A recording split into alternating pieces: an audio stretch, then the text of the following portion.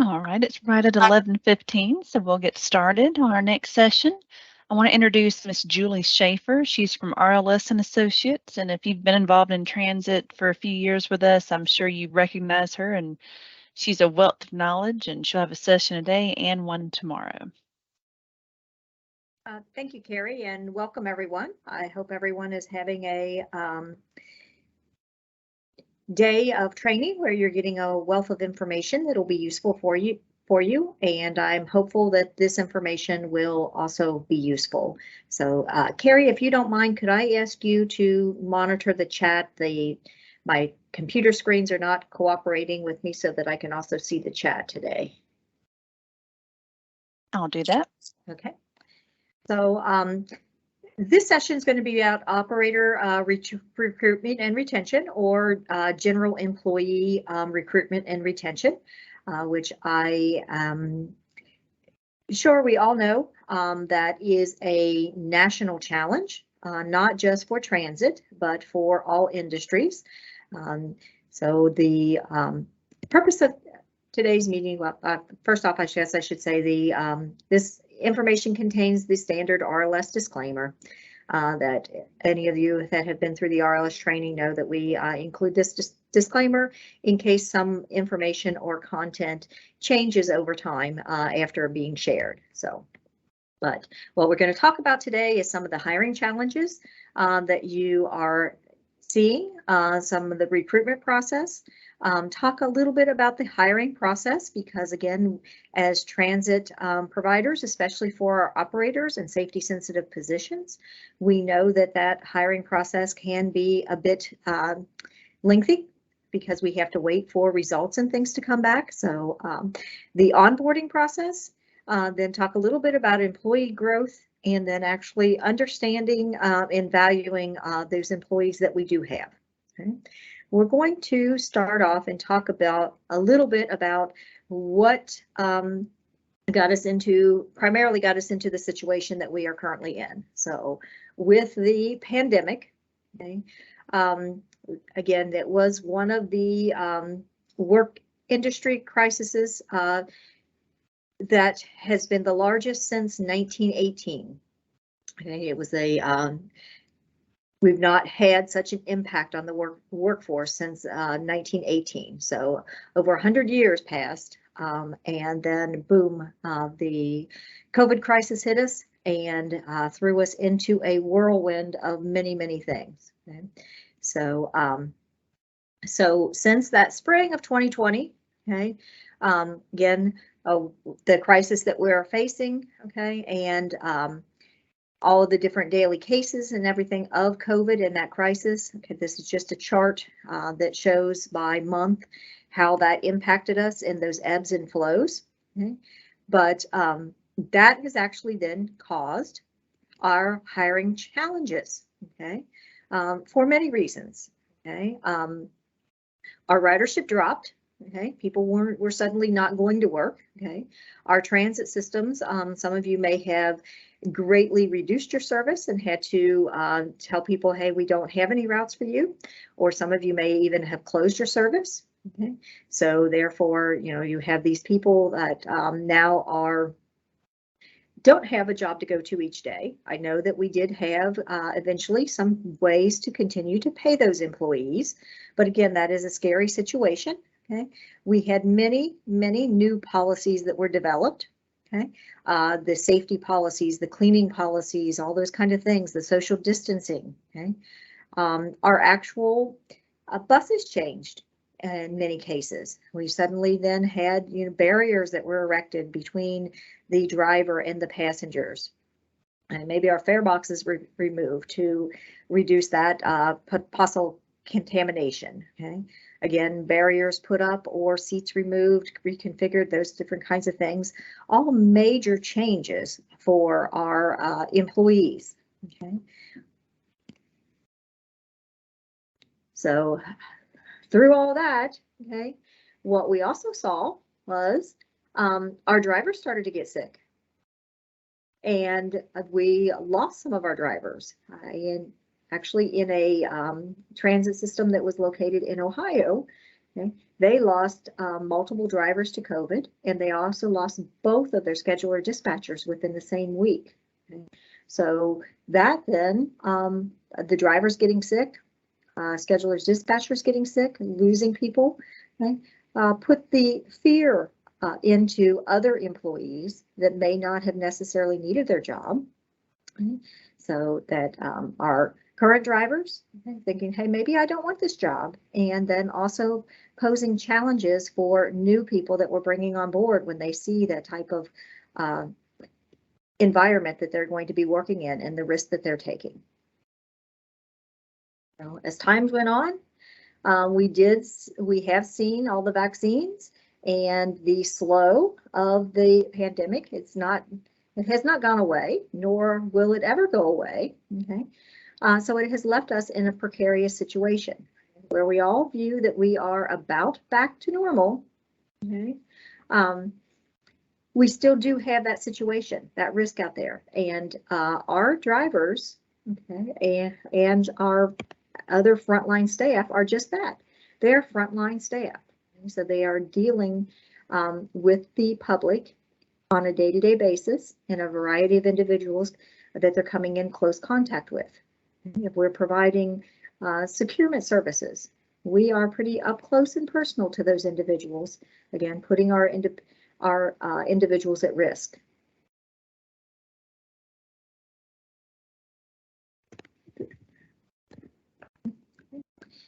So some of the other impacts that we have seen, okay, that go along with our hiring challenges, okay, is the competition that we are now facing with other industries that may be more attractive. One, because maybe they don't have all the risk associated with that direct contact, okay, but also because of a lot of the private industries were able to increase their salaries that they were paying, possibly their benefits, flexible work schedules, and all those kind of things. Okay, so other industries that were impacted as well of us naturally is hospitality. If we're not traveling, we're not going to be staying at the hotels anymore.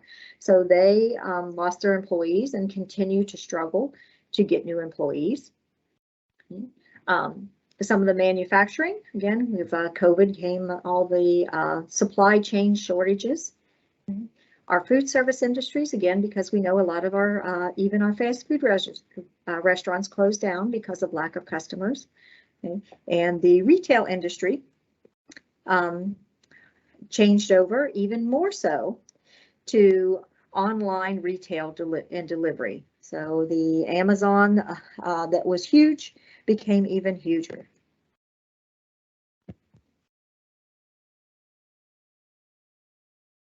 So how do these other industries impact trans and what we're doing?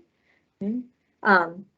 So our manufacturing and transportation, our supply chain, okay, we suddenly became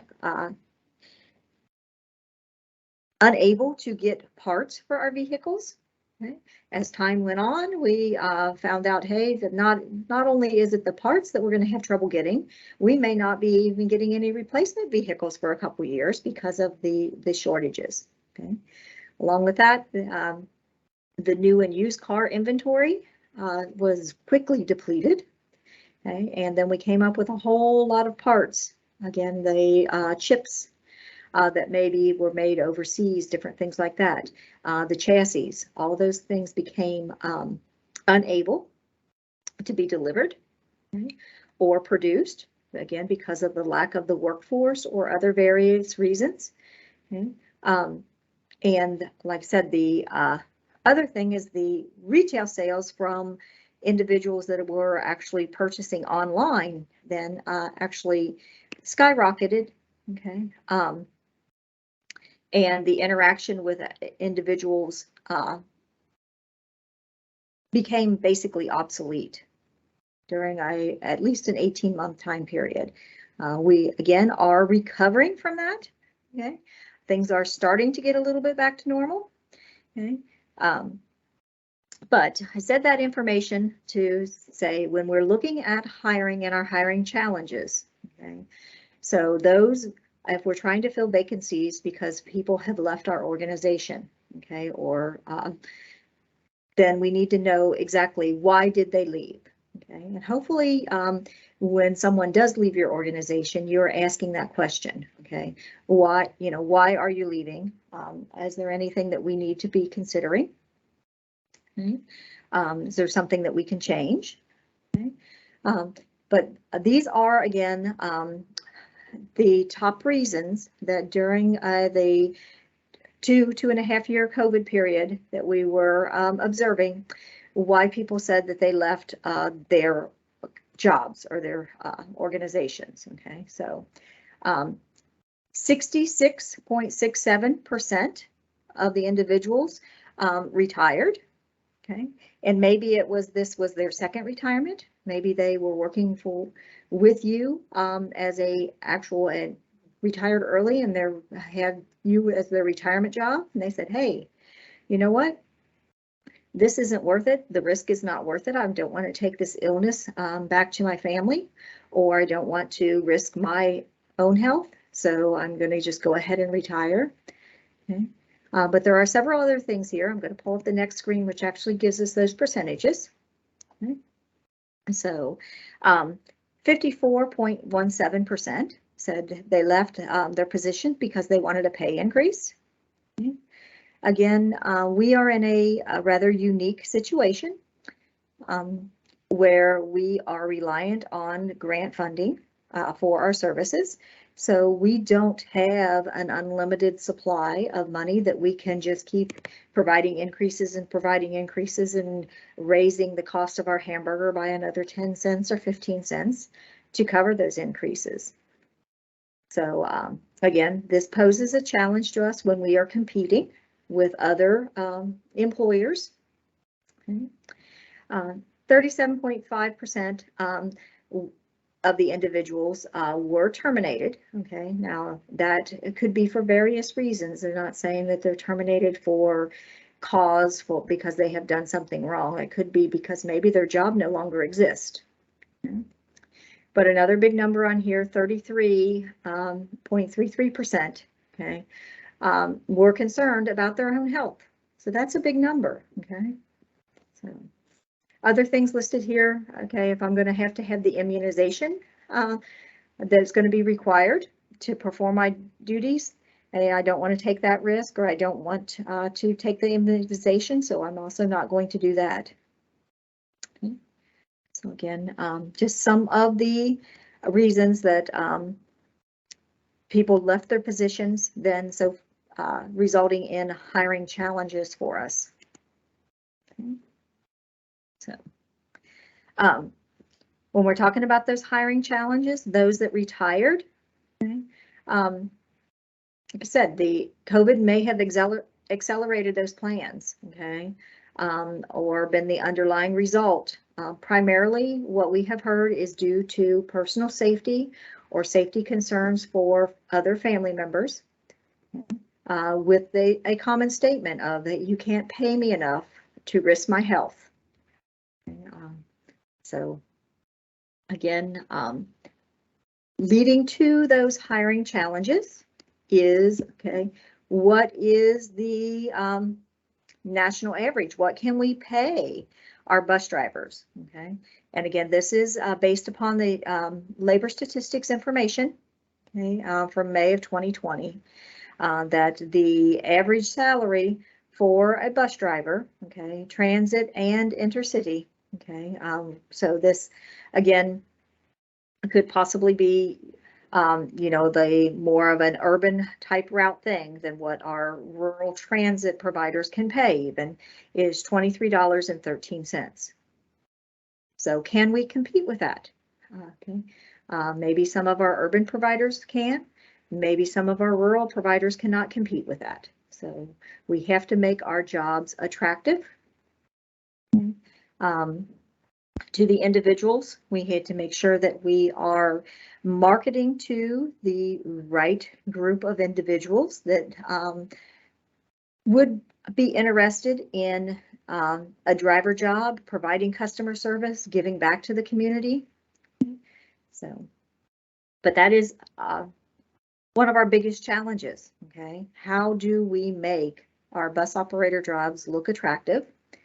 Okay? And what we want to do is, before we start marketing and advertising for those positions, okay, we should look at our system and ask just the question of, why would anyone want to work here? Okay? Why do I want to work here? Okay? So, and focus on those elements to attract some people. Okay? So how do we find out why people work for us? Okay. Many of you may do an annual employee survey, or if not an annual, every once in a while employee survey, asking about employee satisfaction, and why they continue to work for you, what they like about their job, what they don't like about their job. Okay. And being able to take the pros of that, why people want to work with you, and advertising and using that as part of your recruitment process. Okay. So another a very important element is your benefits for your incoming operators. Okay. And benefits can be a large range of things. Okay, benefits doesn't just have to be, okay, we have paid health insurance, or we have a retirement plan, or we have paid vacation, those kind of things. It also can be benefits of a flexible schedule, okay, or opportunities for your employees. Maybe you have space available that you can offer a gym area that people can come in as part of the benefit of being an employee. They have access to a treadmill and workout equipment, those kind of things. Okay. The other thing that we need to look at is our pay scale competitive for the area? Okay. So within our community, what are other similar businesses paying for a similar position?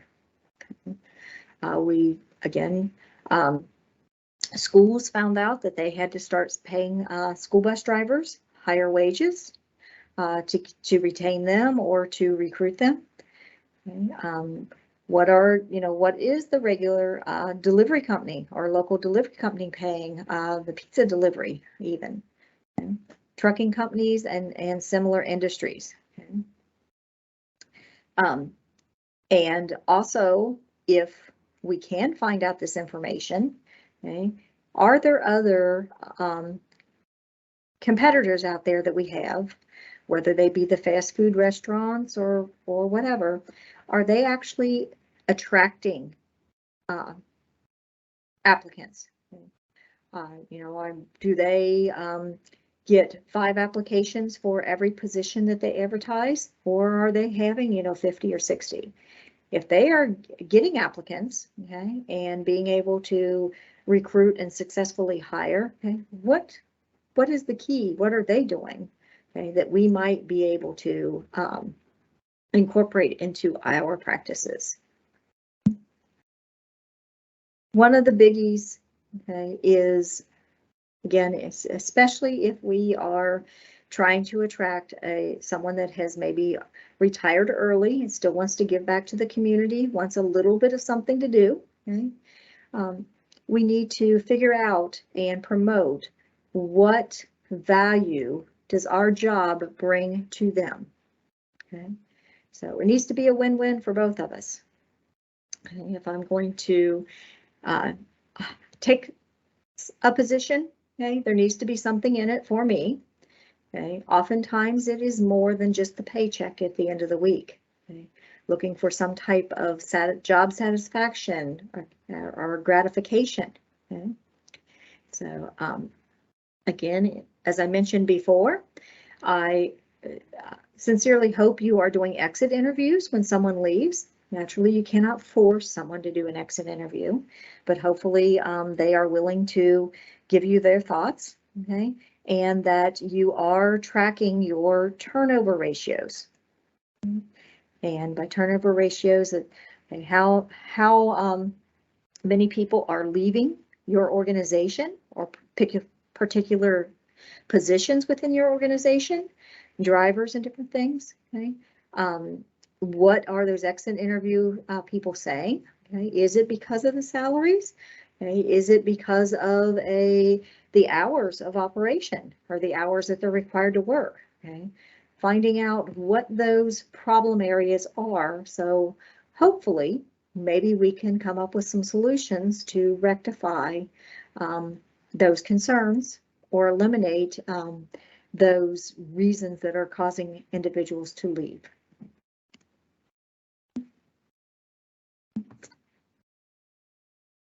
Some of the things that we want to think about, okay, when we're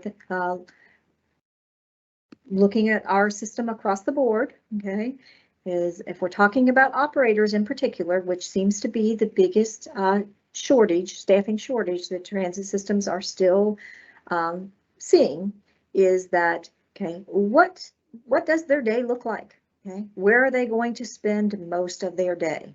Okay, what are the conditions that they're going to be working in? Okay, we know that they're going to be working in the weather. So they're going to be experiencing some extremely hot conditions these next few weeks, or at least the next couple weeks. So what type of environment are we providing for them? Okay. Do we have rules or policies that are inhibiting them from having a very good working condition or a satisfactory working condition? For instance, do we have a restriction, a policy in place that drivers or vehicle operators are not allowed to have anything to drink on board? Okay. If that's the case, are we giving them adequate breaks so that they can get something to drink? Okay. Same thing goes with our office work environment. Okay. What is that like? Is it a pleasant place to come to work to, whether it be the vehicle that the driver is getting into, whether it be the office space that someone is going to be working from? Do I have the tools that I need to do my job? Do I have working equipment, whether it be the air conditioning or the heater or the automatic door instead of the arm to open the door, okay, on my vehicle? Okay. Do I have the best case scenario that can be provided? Okay. So also something that we want to think about, okay, because it does have a big impact, okay, is our social media. Okay. So if we have a disgruntled employee that leaves, okay, and they suddenly post on Facebook or on our comment section of our transit system Facebook that this is not a good place to work, okay, that is going to have a big impact. Okay. So we want to, again, try to mitigate that situation so that an individual has the opportunity to be heard. We take their concerns seriously and see if there's anything that we can do to change their mind or rectify the situation so that we don't have any negative post or media out there about our organization, because it is going to deter future recruits from possibly submitting an application, especially in a job market like it is now, that there are lots of opportunities there. Well, if I saw this and it appears that they must not be a good place to work, so I'll just go ahead and move on and not place an application there.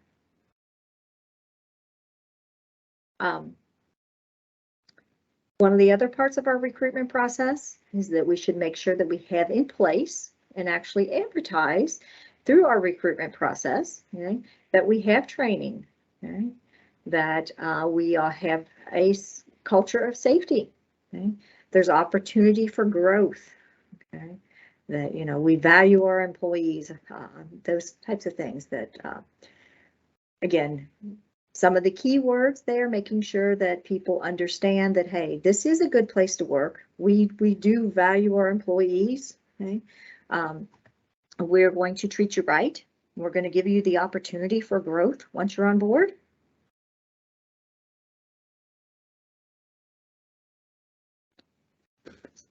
So once you have evaluated your service, your organization, okay, then we want to take those strongest elements, our selling points, okay, and build on our marketing effort. Okay. So the message that we want to put out there, okay, is again, selling our organization as a whole. Okay, we'll just instead of just stating the facts, hey, we need a driver that's going to work 6 a.m. to 6 p.m. 3 days a week. Let's put some information in there to sell our organization as a whole, okay? And include the information about, hey, we are providing a vital service to the community. Okay? So again, just a simple statement here is that, you know, we offer this safe and rewarding career. Okay? And then you are going to be connecting individuals that to the community, okay? Providing services within the community that are making difference to individuals. Using words like team, okay, heroes, those types of things, okay, can be impactful when someone is reading your your recruitment package. So things that we have typically seen when we are doing a driver recruitment, okay, is we state the facts. Okay, we're looking for a full-time driver. Okay, need to have at least 6 years of driving experience.